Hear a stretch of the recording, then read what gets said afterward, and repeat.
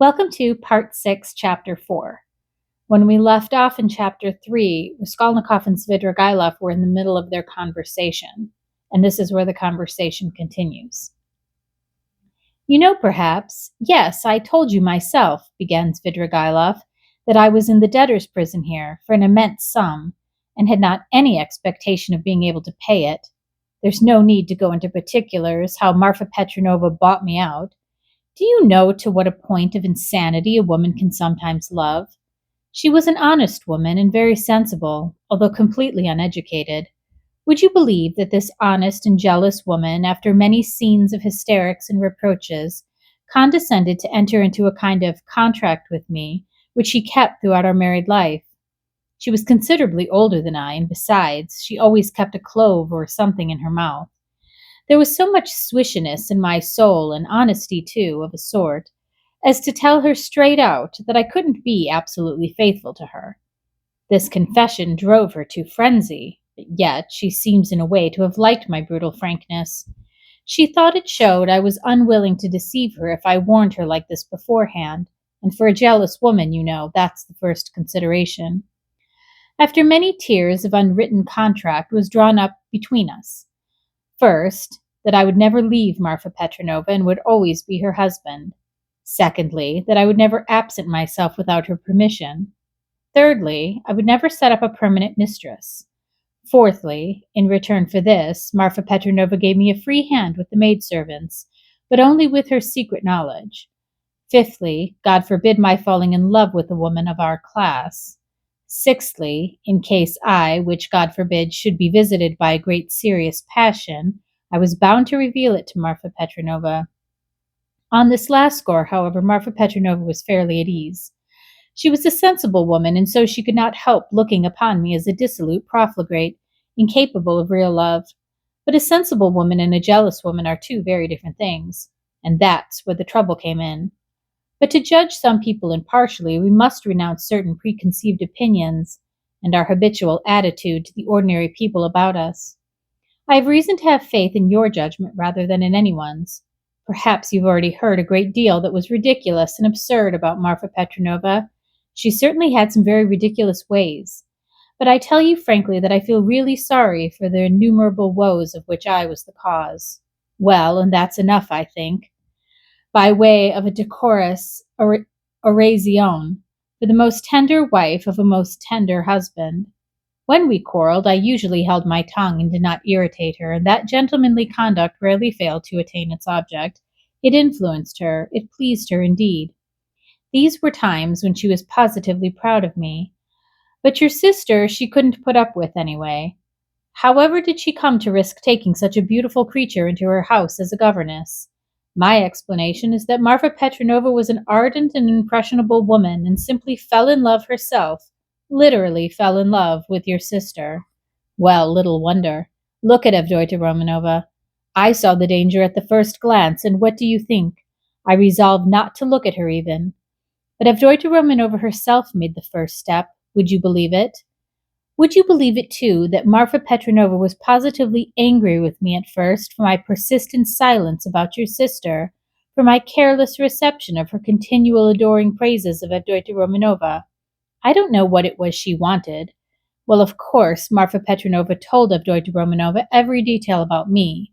She had the unfortunate habit of telling literally everyone all our family secrets, and continually complaining of me.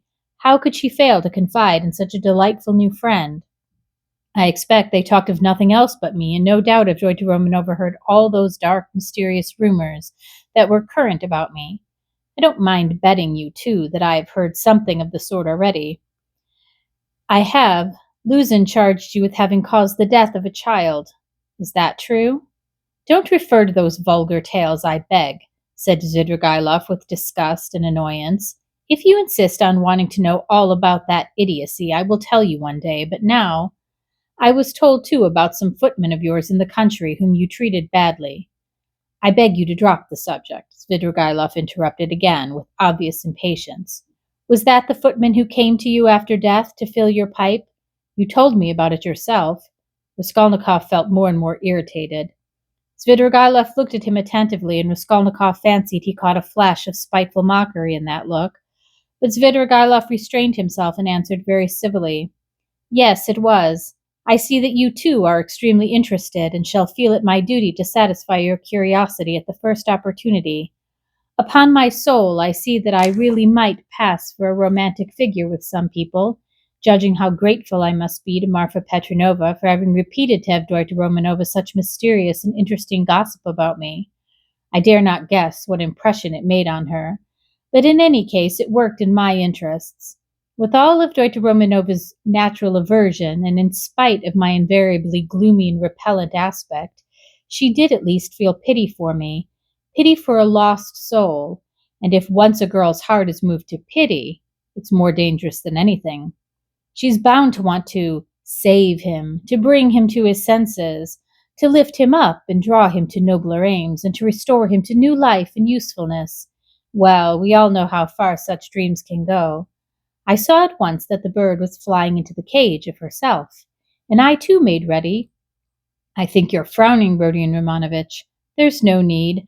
As you know, it all ended in smoke. Hang it all, what a lot I'm drinking. Do you know, I always from the very beginning regretted that it wasn't your sister's fate to be born in the 2nd or 3rd century A.D., as the daughter of a reigning prince or some governor or proconsul in Asia Minor.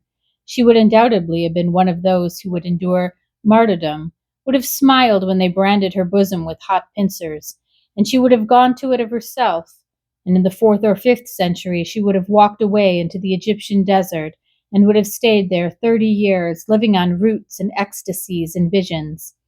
She is simply thirsting to face some torture for someone, and if she can't get her torture, she'll throw herself out of a window. I've heard something of a Mr. Razumihin.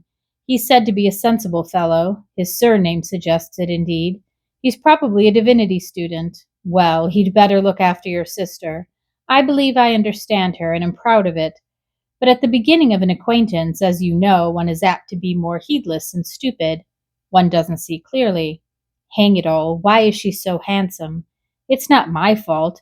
In fact, it began on my side with a most irresistible physical desire.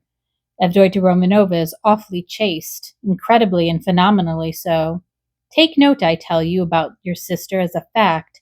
She's almost morbidly chaste, in spite of her broad intelligence, and it will stand in her way. There happened to be a girl in the house then, Parasha, a black-eyed wench whom I never'd seen before. She'd just come from another village, very pretty but incredibly stupid. She burst into tears, wailed so that she could be heard all over the place, and caused scandal.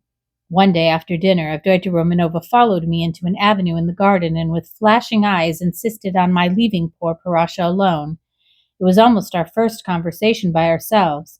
I, of course, was only too pleased to obey her wishes, tried to appear disconcerted, embarrassed, in fact, played my part not badly. Then came interviews, mysterious conversations, exhortations, entreaties, supplications, even tears, would you believe it? Even tears. Think what the passion for propaganda will bring some girls to. I, of course, threw it all on my destiny, posed as a hungering and thirsting for light, and finally resorted to the most powerful weapon in the subjection of the female heart, a weapon which never fails one. It's the well-known resource, flattery. Nothing in the world is harder than speaking the truth, and nothing easier than flattery. If there's the 100th part of a false note in speaking the truth, it leads to a discord, and that leads to trouble. But if all to the last note is false in flattery, it is just as agreeable, and is not heard without satisfaction. It may be a coarse satisfaction, but still a satisfaction, and however coarse the flattery, at least half will be sure to seem true. That's so for all stages of development and classes of society. A Vestal virgin might be seduced by flattery. I can never remember without laughter how I once seduced a lady who was devoted to her husband, her children, and her principles. What fun it was, and how little trouble. And the lady really had principles. Of her own, anyway. All my tactics lay in simply being utterly annihilated and prostrate before her purity.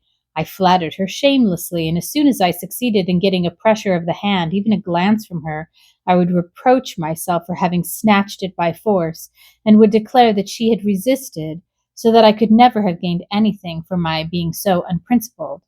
I maintained that she was so innocent that she could not foresee my treachery and yielded to me unconsciously, unawares, and so on. In fact, I triumphed, while my lady remained firmly convinced that she was innocent, chaste, and faithful to all her duties and obligations, and had succumbed quite by accident. And how angry she was with me when I explained to her at last that it was my sincere conviction that she was just as eager as I. Poor Marfa Petrovna was awfully weak on the side of flattery, and if I had only cared to, I might have had all her property settled on me during her lifetime. I'm drinking an awful lot of wine now and talking too much. I hope you won't be angry if I mention now that I was beginning to produce the same effect on Avdotya Romanovna, but I was stupid and impatient and spoiled it all. Avdotya Romanovna had several times, and one time in particular, been greatly displeased by the expression of my eyes. Would you believe it? There was sometimes a light in them which frightened her and grew stronger and more unguarded till it was hateful to her. No need to go into detail, but we parted. There I acted stupidly again. I fell to jeering in the coarsest way at all such propaganda and efforts to convert me. Parasha came on the scene again, and not she alone. In fact, there was a tremendous to-do. Ah, Rodion Romanovich, if you could only see how your sister's eyes can flash sometimes. Never mind my being drunk at this moment and having a whole glass of wine. I'm speaking the truth. I assure you that this glance has haunted my dreams. The very rustle of her dress was more than I could stand at last. I really began to think I might become epileptic. I could never have believed that I could be moved to such a frenzy. It was essential, indeed, to be reconciled, but by then it was impossible. And imagine what I did then. To what a pitch of stupidity a man can be brought by frenzy. Never undertake anything in a frenzy, Rodion Romanovich. I reflected that Avdotya Romanovna was, after all, a beggar. Ah, excuse me, that's not the word. But does it matter if it expresses the meaning? That she lived by her work, that she had her mother and you to keep. Ah, hang it, you're frowning again. And I resolved to offer her all my money, 30,000 rubles. I could have realized then if she would run away with me here to Petersburg. Of course, I should have vowed eternal love, rapture, and so on. Do you know, I was so wild about her at the time that if she had told me to poison Marfa Petrovna or to cut her throat and to marry herself, it would have been done at once. But it ended in the catastrophe of which you know already. You can fancy how frantic I was when I heard that Marfa Petrovna had got hold of that scoundrelly attorney Luzin, and had almost made a match between them, which would really have been just the same thing as I was proposing, wouldn't it? Wouldn't it? I notice that you've begun to be very attentive. You're interesting, young man. Svidrigailov struck the table with his fist impatiently. He was flushed. Raskolnikov saw clearly that the glass, or glass and a half of champagne that he had sipped almost unconsciously, was affecting him, and he resolved to take advantage of the opportunity. He felt very suspicious of Svidrigailov. Well, after what you have said, I'm fully convinced that you've come to Petersburg with designs on my sister, he said directly to Svidrigailov in order to irritate him further. Oh, nonsense, said Svidrigailov, seeming to rouse himself. Why, I told you. Besides, your sister can't endure me. Yes, I'm certain that she can't, but that's not the point. Are you so sure that she can't? Svidrigailov screwed up his eyes and smiled mockingly. You are right, she doesn't love me, but you can never be sure of what passed between husband and wife, or lover and mistress. There's always a little corner which remains a secret to the world, and is only known in those two. Will you answer forth that Avdotya Romanovna regarded me with aversion? From some words you've dropped, I notice that you still have designs, and of course evil ones, on Dounia, and mean to carry them out promptly. What, have I dropped words like that? Svidrigailov asked in naive dismay, taking not the slightest notice of the epithet bestowed on his designs. Why, you're dropping them even now. Why are you so frightened? What are you so afraid of now? Me? Afraid? Afraid of you? You've rather to be afraid of me, cher ami. But what nonsense. I've drunk too much, though, I see that. I was almost saying too much again. Damn the wine. Hi there, waiter, water. He snatched up the champagne bottle and flung it without ceremony out the window. Philippe brought the water. That's all nonsense, said Svidrigailov, wetting a towel and putting it to his head. But I can answer you in one word and annihilate all your suspicions. Do you know that I am going to get married? You told me so before. Did I? I've forgotten. But I couldn't have told you so for certain, for I had not even seen my betrothed. I only meant to. But now I really have a betrothed, and it's a settled thing, and if it weren't that I have business that can't be put off, I would have taken you to see her at once, for I should like to ask your advice. Ah, hang it, only 10 minutes left. See, look at the watch. But I must tell you, for it's an interesting story, my marriage. It's in own way. Where are you off to? Going again? No, I'm not going away now. Not at all? We shall see. I'll take you there. I'll show you my betrothed. Only not now, for you'll soon have to be off. You have to go to the right and I to the left. Do you know that Madame Reslich, the woman I'm lodging with now, eh? I know what you're thinking, that she's the woman whose girl they say drowned herself in the winter. Come, are you listening? She arranged it all for me.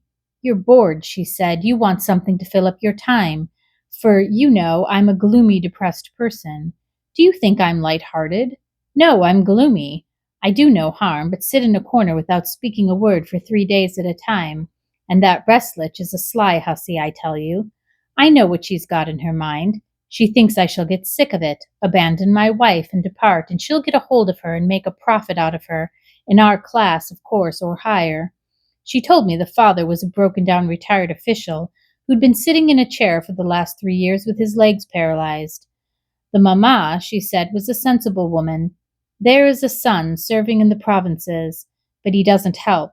There is a daughter who is married, but she doesn't visit them. And they've 2 little nephews on their hands, as though their own children were not enough. And they've taken from school their youngest daughter, a girl who will be 16 in another month, and so that she can then be married. She was for me. We went there. How funny it was. I present myself a landowner, a widower, of a well-known name, with connections, with a fortune. What if I am 50 and she is not 16? Who thinks of that? But it's fascinating, isn't it? It is fascinating. You should have seen how I talked to the papa and mamma. It was worth paying to have seen me at that moment. She comes in, curtsies. You can fancy, still in a short frock, an unopened bud, flushing like a sunset. She had been told, no doubt. I don't know how you feel about female faces, but to my mind, these 16 years, these childish eyes, shyness, and tears of bashfulness are better than beauty. She is a perfect little picture, too. Fair hair and little curls like a lamb's, full little rosy lips, tiny feet, a charmer. Well, we made friends. I told them I was in a hurry owing to domestic circumstances, and the next day, that is the day before yesterday, we were betrothed. When I go now, I take her on my knee at once and keep her there. Well, she flushes like a sunset, and I kiss her every minute. Her mamma, of course, impresses on her that this is her husband, and that this must be so. It's simply delicious. The present betrothed condition is perhaps better than marriage. Here you have what is called la nature à la vérité. I've talked to her twice. She is far from a fool. Sometimes she steals a look at me that positively scorches me. Her face is like Raphael's Madonna. You know, the Sistine's Madonna face has something fantastic in it, the face of mournful religious ecstasy. Have you noticed it? Well, she's something in that line. The day after we'd been betrothed, I bought her presents to the value of 1,500 rubles, a set of diamonds and another of pearls, and a silver dressing case as large as this, with all sorts of things in it, so that even my Madonna's face glowed. I sat her on my knee yesterday, and I suppose rather too unceremoniously. She flushed crimson, and the tears started, but she didn't want to show it. We were left alone, and she suddenly flung herself on my neck, for the first time of her own accord, put her little arms round me and kissed me, and vowed that she would be an obedient, faithful, and good wife, would make me happy, would devote all her life, every minute of her life, would sacrifice everything, and that all she asks in return is my respect, and that she wants nothing, nothing more from me, no presents. You'll admit that to hear such a confession alone from an angel of 16 in a muslin frock, with little curls, with a flush of maiden shyness in her cheeks, and tears of enthusiasm in her eyes, is rather fascinating.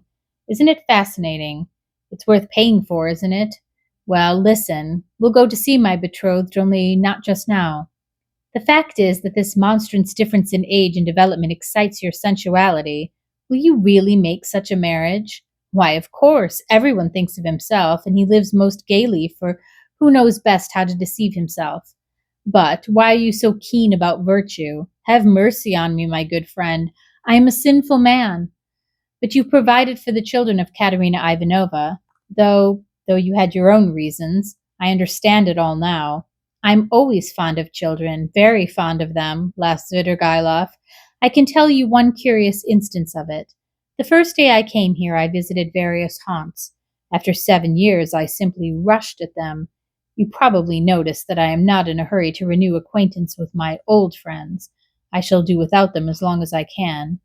Do you know, when I was with Marfa Petrovna in the country, I was haunted by the thought of these places where anyone who knows his way about can find a great deal. Yes, upon my soul, the peasants have vodka. The educated young people, shut out from activity, waste themselves in impossible dreams and visions and are crippled by theories. Jews have sprung up and are amassing money, and all the rest give themselves up to debauchery. From the first hour the town reeked of its familiar odors. I chanced to be in a frightful den, like my dens dirty. It was a dance, so called, and there was a can-can, such as I never saw in my day. Yes, there you have progress.